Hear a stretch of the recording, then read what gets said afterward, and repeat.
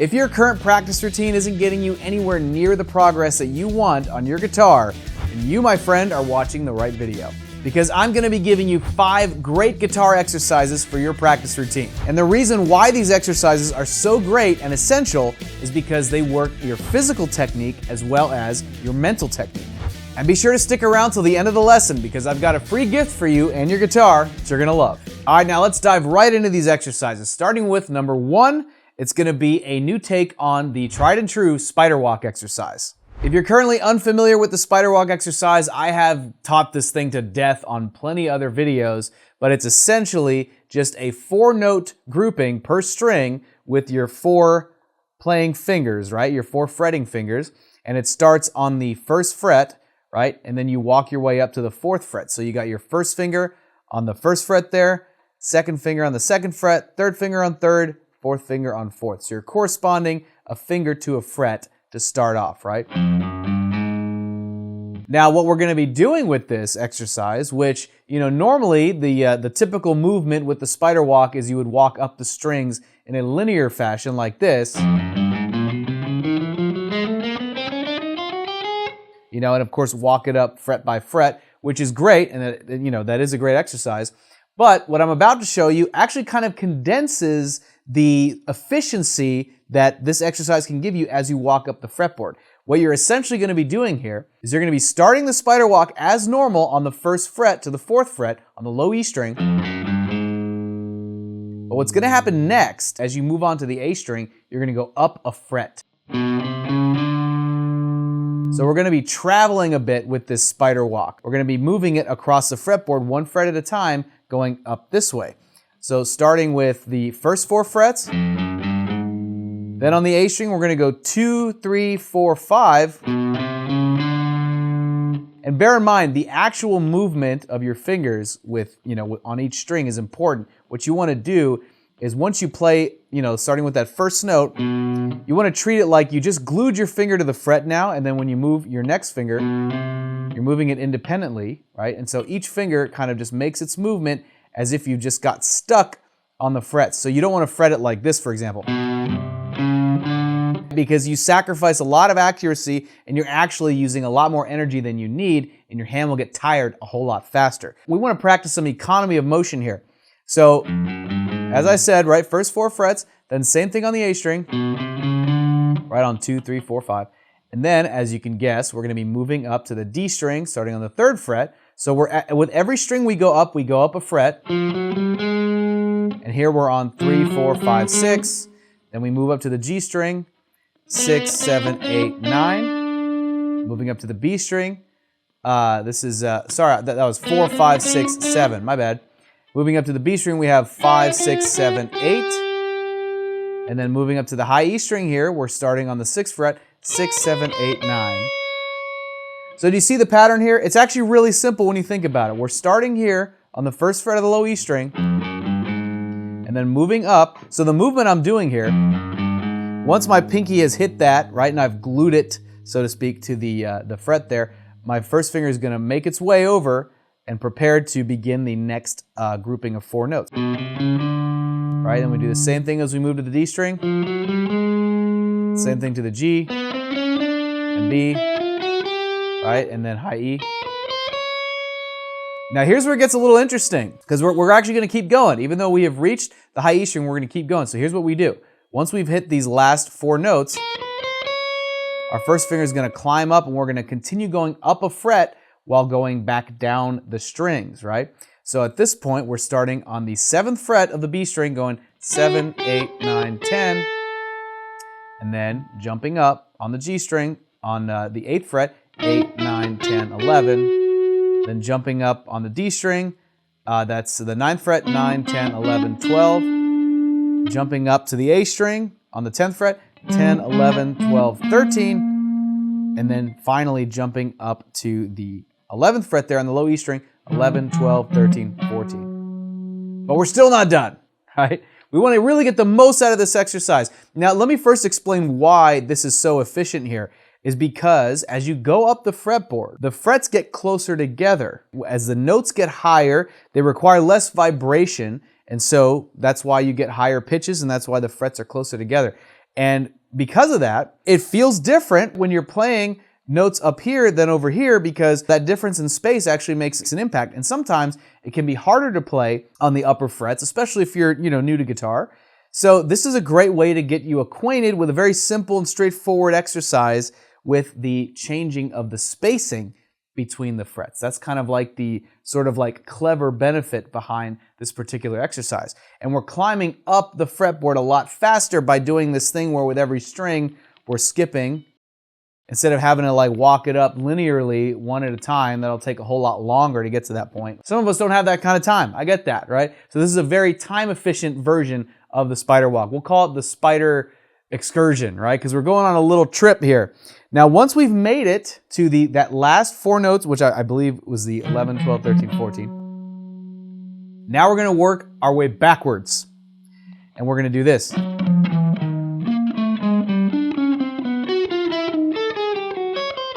So I'll break this down.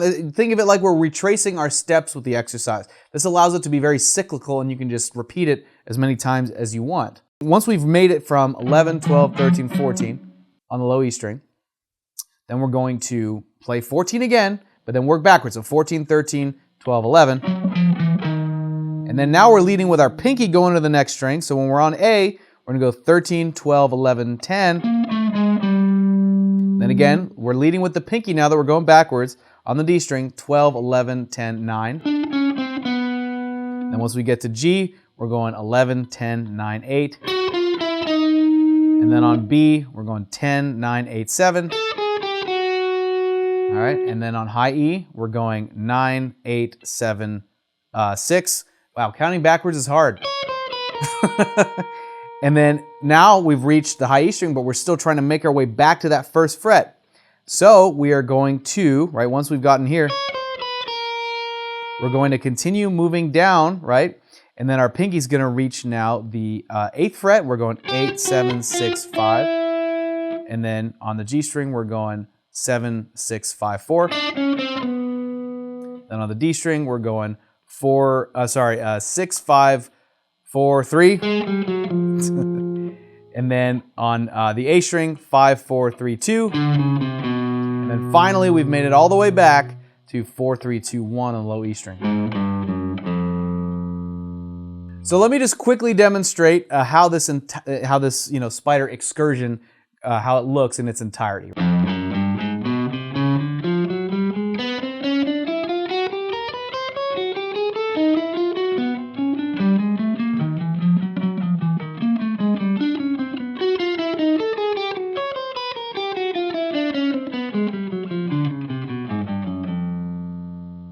Now that's how it looks essentially in one loop, but you can continue to do it. If let's say you want to just keep it going, you would just, once you get to that first fret again, then you just start the whole thing over as normal. Exercise number 2 is going to be a triad exercise. So we're going to be using major triads for the chords C, A, G, E, D, and we're going to locate them on the fretboard, but memorize them.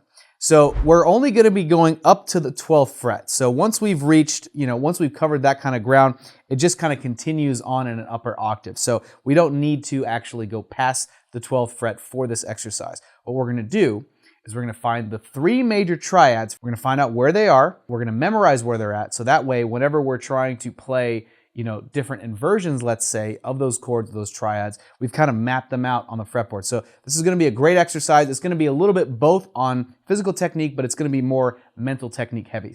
And by the way, we're only going to be using a group of 3 strings for this whole exercise. We're just going to confine it to this place right here, which is the D string, G string, and B string. So starting with C, if we think about a C chord, but we're just going to use this particular part of it, this triad,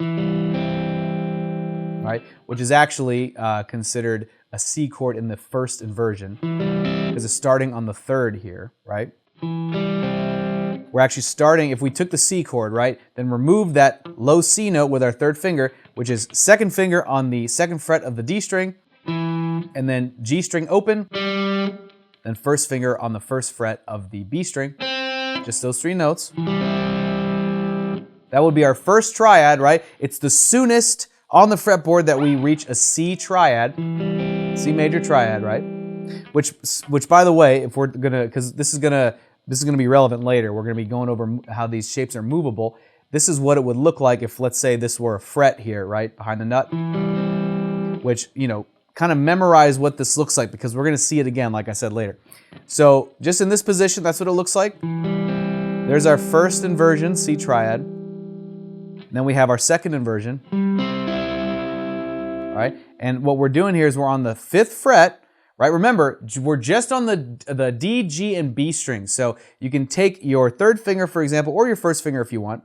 I like to use my 3rd finger, especially if I've gone like from this shape to here. Just kind of makes the most sense instead of doing that. But you can do whatever you want. We're just going to be, this is a real simple one. We're just barring, right, those 3 strings on the 5th fret.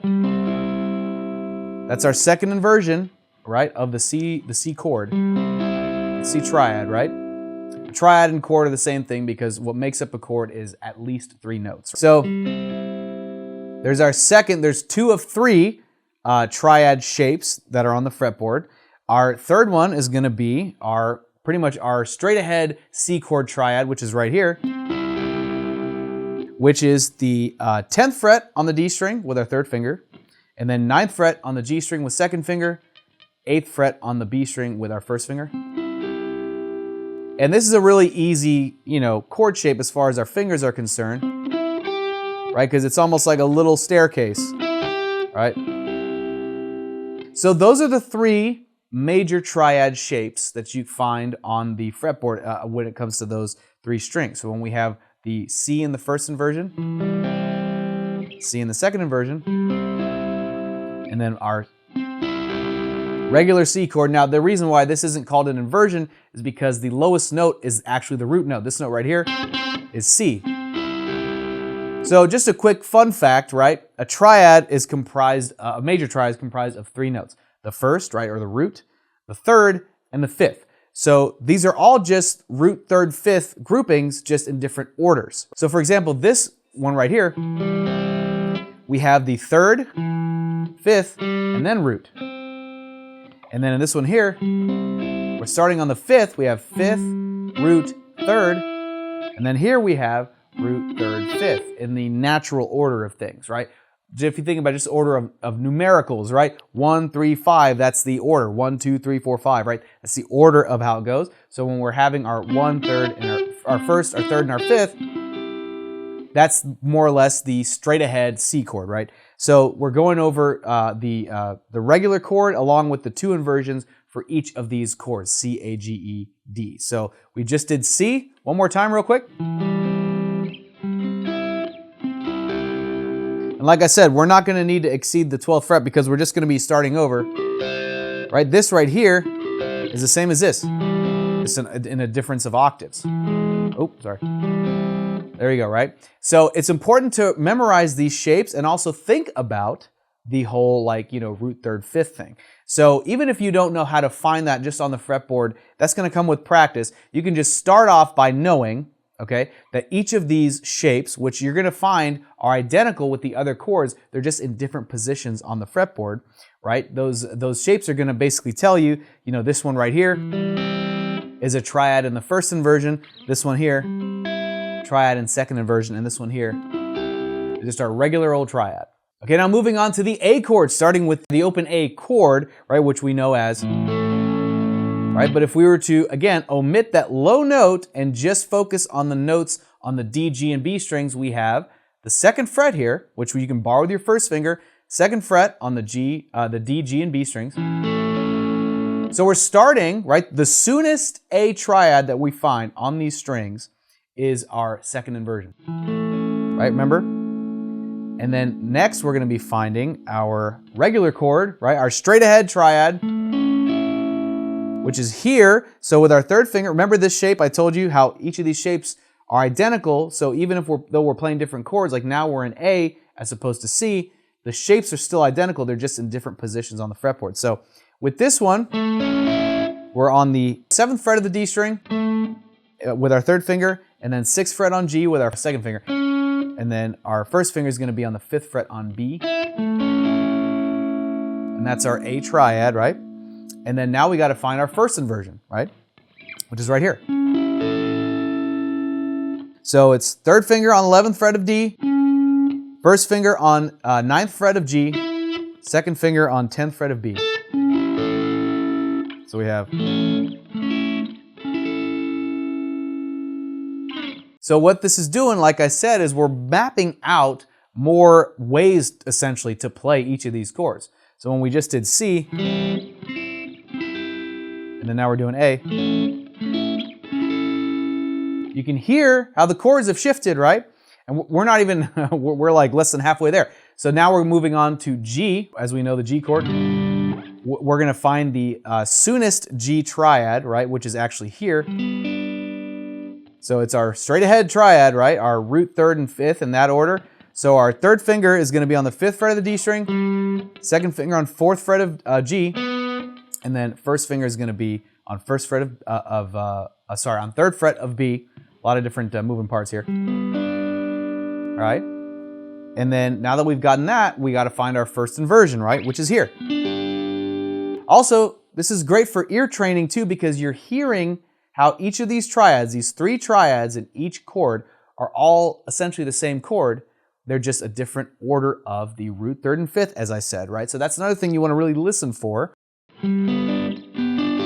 So it's like, even though I'm starting on a different lower note, that's what makes them inverted, you still hear that they are the same chord. And then so this one here, 3rd finger's on 9th fret of D, 1st finger's on 7th fret of G, 2nd finger's on 8th fret of B. And then our second inversion, which is right here, right on the 12th fret, we're just barring those 3 strings, D, G, and B. And there we have it in G. Now moving on to E, we're actually going to be starting with the regular triad here, which will look more like this. But if we were to adapt it to the shape, as if behind the nut was another fret, that's what it would look like, right? The movable shape. So, but you can start it just if you think about an E chord, a full E chord, right? Open E chord.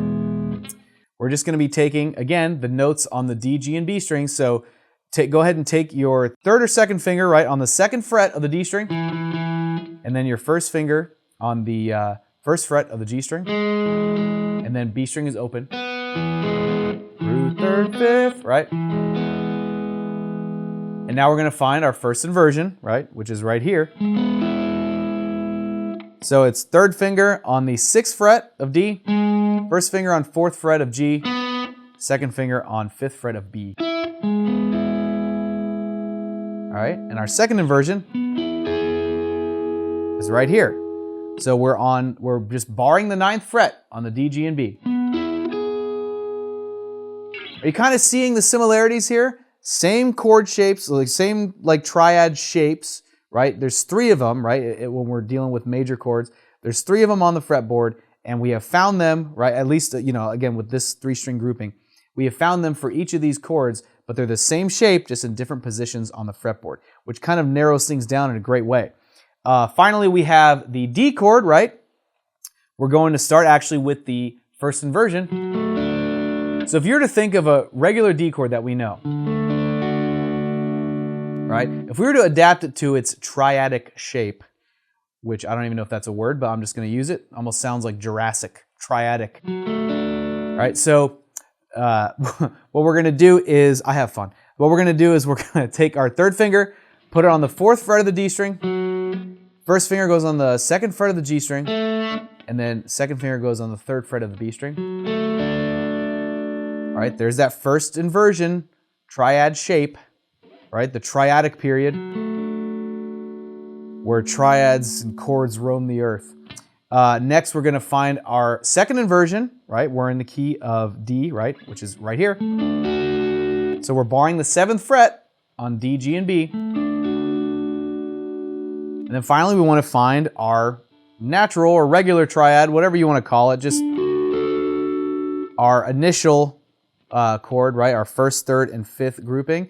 So what we're doing for it is the 12th fret on the D string with 3rd finger, 11th fret on G with 2nd finger, and then 10th fret on B with 1st finger. So in the case of the D chord, we have. So let's run through all 5 of these chords, C, A, G, E, D, in succession with these 3 triads each, and let's see what we got. Starting with C, A,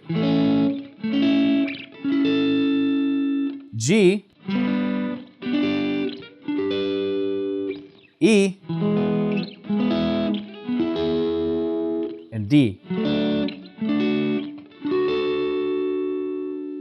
So just remember, with that exercise, it is very mentally driven, right? So you want to think about which inversion you're playing, kind of memorize the shape. This is all going to be very useful because if you take any 3-string grouping and adapt a triad to it, because we just need 3 notes, right, to make the triad, then what you're going to do is you're going to find these, patterns that you notice are a lot more frequent, right? This exercise is kind of a starting point into understanding things like the cage system and all that kind of stuff. So it'll all really, the dots will really connect as time goes on. But this is just a great exercise to memorize, when you're taking a certain group of chords and you're finding where those triads are, they're going to come in handy later on when you're learning how to play over chord changes.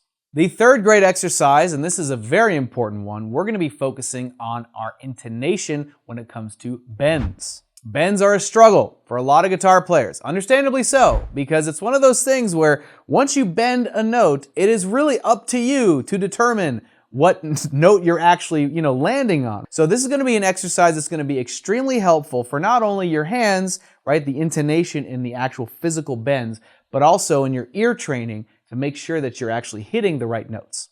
And all we're going to be doing, by the way, are just whole step and half step bends. It's the perfect starting point. Those are typically the type of bends that you're most likely to run into, right? We don't have to go like the full, David Gilmour, Stevie Ray Vaughan, like step and a half bends, right? We got to start somewhere, right? And whole and half are going to be the perfect place to start. So let's say you are wanting to practice your whole step bends. We can do something simple here with, let's say, starting on the 7th fret on the B string here. Let's say that's going to be our home bass, that note right there, which happens to be an F sharp for those keeping track at home. So what we're going to be doing here is we're going to learn how to bend this note and intonate it properly so that we are landing on a half step or whole step. So let's start with a half step. Half step meaning the distance of 1 fret in pitch, right? So if we're going to bend a half step, we're going to move from this note to this note. We're going to reach this note by physically manipulating the string, aka bending it, so that we can actually hit that pitch accurately, right? That's why our intonation is important. We want to make sure that what we hear is this note when we're bending. So what we're going to do is we're going to play that initial home bass note, then we're going to play the next note, we're going to actually slide up and play it, and then we're going to next go back to the home bass note and bend up to it. And we're really trying to find it. I would recommend in the beginning, start by bending slow to kind of give yourself some room to find the pitch. But you want to do it quickly because you want to kind of memorize, this is where your ear training comes in. You want to memorize this note and then find it when you bend up. You want to think about like it just from even a very, very minute tolerance of like how sharp or how flat are you. It's okay to be really hard on yourself because this is a really physically easy exercise, but this is where you really want to, break through that barrier of having your ear be a lot more finely tuned to the notes you're trying to hit. But over time, what I want you to do is to kind of speed up bending to that note. So you start slow, but over time, you want to give yourself even less breathing room as you get more comfortable with it.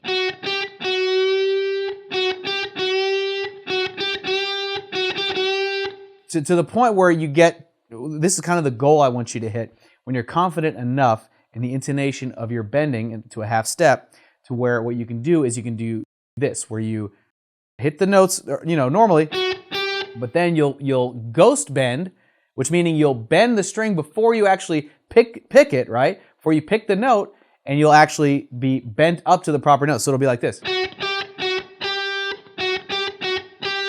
You see how I'm bent? So I'm not going, I'm not giving myself the sustain of the note so I can kind of find it. I'm like, once I've pushed past that, I'm trying to actually more almost intuitively, just from the comfort and just muscle memory, you could say.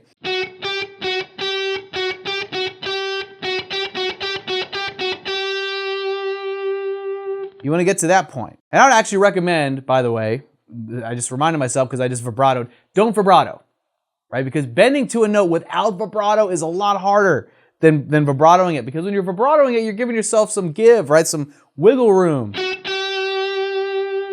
right? But if you're not vibratoing,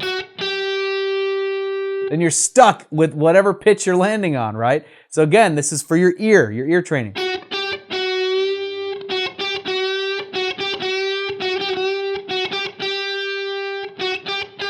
Nope.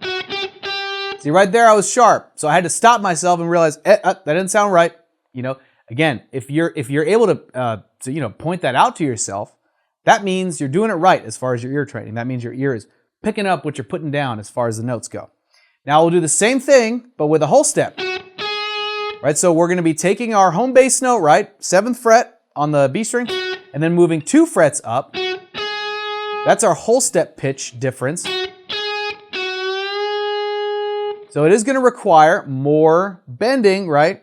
And by the way, in case you want to know, as far as bending technique, what I typically employ, because I think it's the most efficient, is if I'm bending a string, right? This is my primary, I'm using this finger to bend, but I don't like to bend with just, because sometimes it's just not enough strength, right, to hit that note comfortably. So I use the power of 2 fingers. With their powers combined, I get twice the amount of strength with bending. So I'll have my 2nd finger right behind the other one on the fret behind it and kind of reinforcing it. So I'm creating this super bend finger, right? And then I'll have my 1st finger just kind of as backup, not fretting down or pressing or anything, but just kind of sitting there so that it kind of helps to make sure that my fingers don't get caught underneath the strings or anything like that, right? So that's my bend technique. And since we're using our 3rd finger for this example, the way you want to bend is almost like an arc. You want to create an arc. You don't want to go straight up. I mean, you can, but it's a lot harder. To me, I think this motion is a little bit more natural, moving in kind of an arc as opposed to straight up. So when we're doing this whole step bend,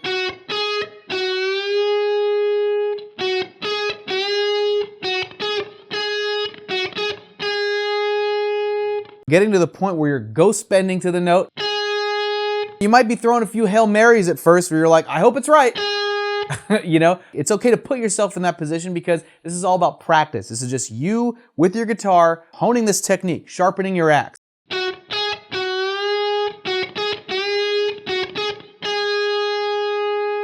And it won't be perfect 100% of the time. It certainly isn't perfect 100% of the time for me, but that's why it's such an important exercise, because it kind of keeps me sharp as far as, no pun intended, but it keeps me as far as like really paying attention to my intonation when I'm bending notes. And if I find myself going too sharp or too flat, I make sure to quickly correct myself, very quickly, so it doesn't come off as, jazz. All right, now that I got my jazz joke out of the way, you can practice this with other fingers too if you like, if you want to use your 1st finger.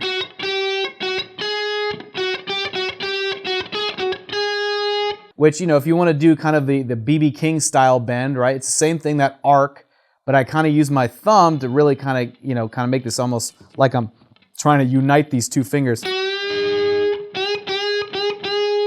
That's something that works great, especially when you're playing the blues, which is where a lot of the bending lives. Your 3rd finger bending, that's typically the most common use of bends, or at least in my personal experience. But you can totally employ different fingers. You want to use your pinky, use your 2nd finger, your 1st finger, however you want to do it. It actually would be a great way to add some diversity to the exercise. And hey, real quick, if you're getting a lot of value out of this lesson, please let me know by hitting that like button and consider subscribing to our channel. All of these lessons are created with the help of our subscribers, and it's the only way to let me know that you want me to continue making lessons like this. So, thank you very much, and back to business. Now let's dive into exercise number 4, which is going to give you some massive gains with your physical technique by the use of sextuplets, which sounds like a dirty word, but all it means is 6-note groupings. So get your mind out of the gutter. Now let's take a closer look at these so-called sextuplets. So we're going to start with a very simple this is all going to be based on 3-note per string patterns, right? We're going to start with a real simple one, okay? Starting on the 5th fret of the low E string, we're going to do 5th fret, 6th fret, 7th fret. All right, that's our 3-note on the string pattern, but we're going to make it a grouping of 6 notes, a sextuplet, right? And it's going to go like this. 1, 2, 3, 4, 5, 6. So those are the 6 notes. So we're doing 7th fret, 5th fret, and then 6th fret, 7th fret, back to 6th fret, back to 5th fret. So it's starting again on 7th fret, 5th fret, and then we're kind of doing this sort of chromatic-y thing. That's it. So we're taking that sextuplet and we're going to multiply it across the strings.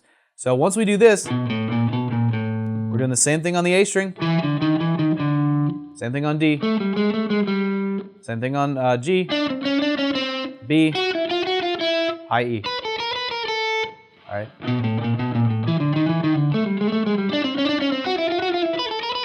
And what that's kind of doing is it's breaking a very common bad habit with a lot of guitar players, frankly, including myself. This plagued me for years, where whenever I'd play a scale pattern, especially a 3-note per scale thing, I would ascend it and descend it, but that was it. Like, I could ascend it okay, I could descend it okay, but whenever it came to kind of a jumbled up sort of multiple note groupings, whether it's sextuplets or groups of 5, it would always trip me up because I was so used to just linearly climbing up the scale and linearly climbing down the scale.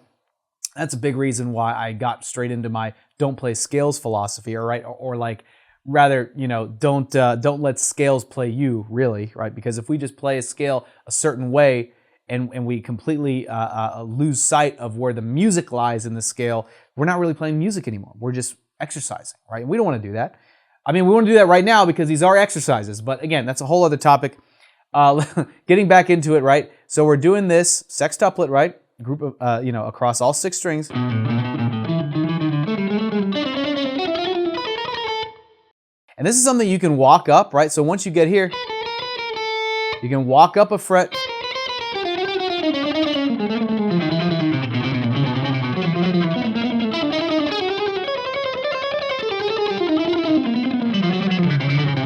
And by the way, a little fun fact and a great tip if you're trying to develop speed with an exercise like this. I was just kind of playing it fast faster just to sort of demonstrate how you can climb up the fretboard with it, which is of course always an option, right? None of these are set in stone. These are just great opportunities for you to try new things and even make them even more efficient and better for your specific regimen.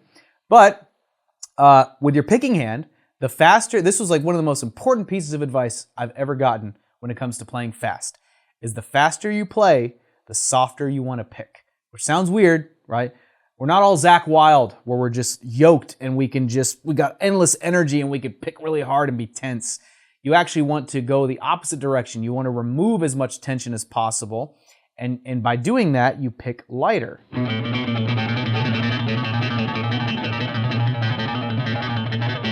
And by doing that, it's it takes some of the thud, right, you could say, out of each note, but that's something that, of course, you could develop later, but really, when you're playing it, you can especially hear it on the higher string.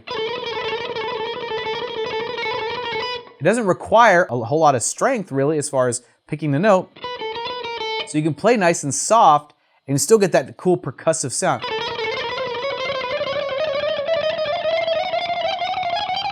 If you're a Dream Theater fan, John Petrucci runs like that a lot. So that's just kind of a little bonus fun fact. So when you're doing the sextuplet exercise and you're trying to build speed, think about playing fast or relaxing a little bit more and softening your attack on the pick. So let's move on to a different 3-note per string grouping. This one is a little bit stretchier. We're now going to stretch from the 5th fret, the 7th fret, to the 9th fret. So with our 1st finger, 2nd finger, and pinky, or if you got bigger hands, if you're like Paul Gilbert, this is really hard for me, is use your 3rd finger in the middle, but I prefer, it's more comfortable for me using the 2nd finger. Same deal, right? Same thing. So in this case, we're doing 9 to 5, 9 to 5, and then we're going 7, 9, 7, 5. 1, 2, 3, 4, 5, 6. Right? 6 notes. Up. Right? Ah.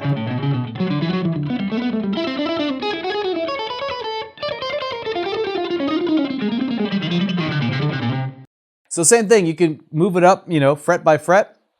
And if you're trying to build speed, soften your pick attack just like that. Another 3-note per string grouping we could do here is would be 5th fret, 6th fret, and 8th fret. And then again, we're doing sextuplet. So it would be 8, 5, 6, 8, 6, 5.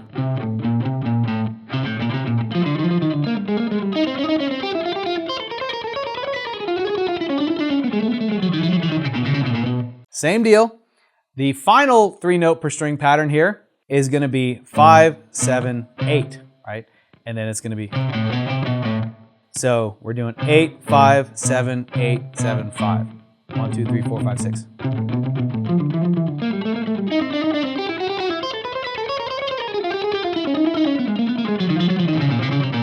Keep in mind, if you happen to already know, let's say, some 3-note per string patterns. Let's say you're in a place right now where you're learning the modes, right? And you're learning 3-note per string mode shapes. Something like that, let's just say, for example. You can employ this same sextuplet exercise to that, like this. So it kind of sounds classical, right? Like that sextuplet movement, that 6-note grouping has a very classical sound, especially when you adapt it to scales, So it's cool. Again, this is something that you can expand on to all kinds of different places when you're using 3-note per string groupings. But, if this is a new concept for you, starting with the 5, 6, 7, that's a great place to start. And then you can just slowly work your way up by doing those other, 3-note groupings.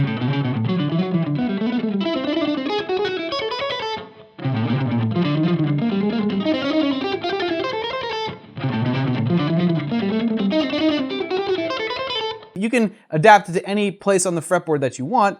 I just wanted to pick kind of a central area, so if you play electric or acoustic, this is pretty accessible to you. So that's exercise number 4. Now the 5th and final exercise is actually the easiest to play, you could say, but one of the most difficult in terms of how you're going to be using your mental faculties, right, and your sense of timing.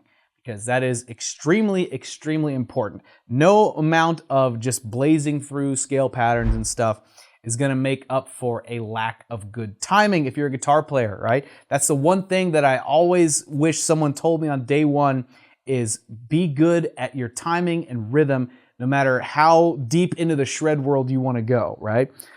Because, of course, that's only going to make you that much better when it comes to the fast stuff anyway. So this is a very, very simple thing. All we're going to be doing as far as our fretting hand, we're just going to be playing this A octave thing here. So it's first finger on the 5th fret of the low E string, and then we're playing an octave. You can use either your 3rd finger or your pinky to play the 7th fret on the D string. We want to make sure that our first finger here is muting that A string, and we're just playing the low E and D strings. So here's the deal. This is going to require more from our picking hand than our fretting hand. Our picking hand is essentially just going to be here the whole time. Now what this is going to do, what this exercise, what the whole point of it is, right, is we're going to be exploring different rhythms, different rhythmic patterns, and different strumming patterns, you could say, right, just by keeping a neutral, steady kind of pulse. Now this will be great with a metronome, but you can even do it without a metronome. I would say even challenge yourself to practice this without a metronome so you can work on your internal timing, right? If let's say you're at a point where you're able to tap your foot while you're playing, that's also great. But if let's say none of that is really quite where you're at yet, then it'd be really important to practice this with a metronome, just starting with a simple beat. But what you want to be doing is, and this is kind of where it gets a little fun and experimental, you're just going to start with a basic, just kind of like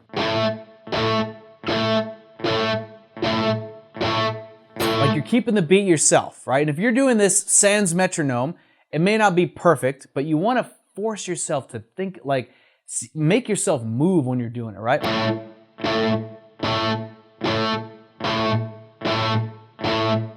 Just doing something like that, right? and almost like you're hearing the beat in your head, but it's really manifesting in just you and your guitar, right? And when you start with just those simple, you know, kind of like slow tempo quarter notes, 1, 2, 3, 4, right? You start to change it up a little bit, like.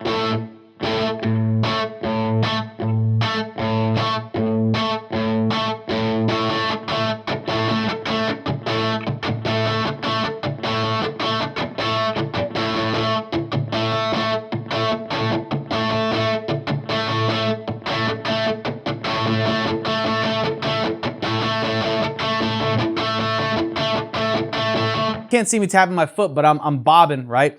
I'm moving with it. I'm kind of like keeping that internal clock, and I'm just trying different places to just kind of fill in the space with rhythm.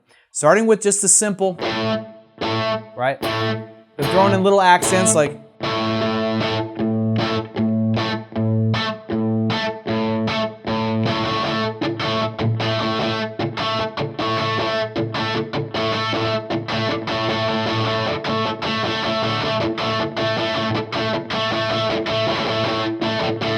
You know, it's like, this is, I'm just, I don't know what that was, but it's like, again, this is, you know, this is where the fun is really, is that you can just kind of, once you're kind of locked in, you can just try different things. You can try even going a little weird with it, right? Like I was doing right there at the end.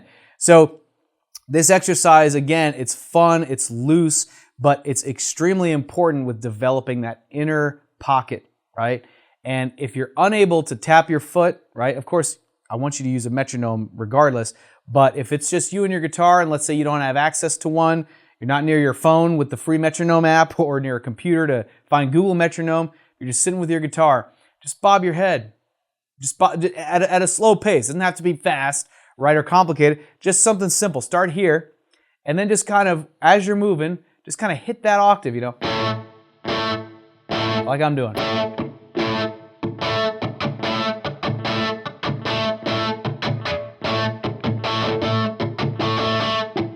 I don't know why, like Cashmere got into my head, so I was like, and actually, that, you know, that right there, that's not a bad thing. You could think about a song and be like, okay, I can kind of hear this song, you know, floating around my head, kind of coming through, and you don't have to actually play the actual song, but you can play the rhythm of it, right? And you can kind of explore how those different rhythms fit under just a basic kind of, you know, just quarter note sort of beat that you're doing internally, right? This is to develop your internal clock, because at the end of the day, you know, as important as it is to practice with a metronome, the most important thing about the metronome is to train you into getting that internal clock. But the truth is, this is something I really believe. As human beings, I think we have this innate rhythm. You know, I don't know where it comes from. And even if you're the type of person that, you know, is like, I can't dance, I got no rhythm, I think the real story is you haven't really tried. Because if you really try with something very simple, you know, it may not be great at first, but over time you'll start to, and look, I'm going to use myself, I'm living proof, right? Because as someone who did not focus on timing at all and cannot dance and can barely groove when it comes to, you know, anything outside of music, it's like, it took me a long time to get there, but man, when I got there, I was so proud of myself because I could tap my foot, I could like bob my head, I can even give myself the stank face, right, which is the best compliment you can get as a musician. If you find yourself doing that over what you're playing, man, you're doing something right. So that's why that exercise is especially important. So there you have it, 5 great guitar exercises that you can add to your practice routine right now and finally start seeing that progress that you've been looking for. Oh, and I almost forgot. Now that you've made it to the end of the lesson, I owe you a free gift, don't I? Aha! And here it is, the ultimate practice session cheat sheet. And although practice sessions may not sound all that sexy right now, the rapid results that you're about to get definitely are. Thousands of my students are using this and the EMA formula contained within in as little as like 5 minutes a day, and they are seeing way more progress than ever before. This cheat sheet is all yours for free, along with the ultimate practice session blueprint video that will explain everything you need to know about the EMA formula. Well, that does it for this video. I hope you've enjoyed this lesson as much as I've enjoyed bringing it to you. I'm Eddie with Guitar Mastery Method, and I look forward to seeing you in the next lesson.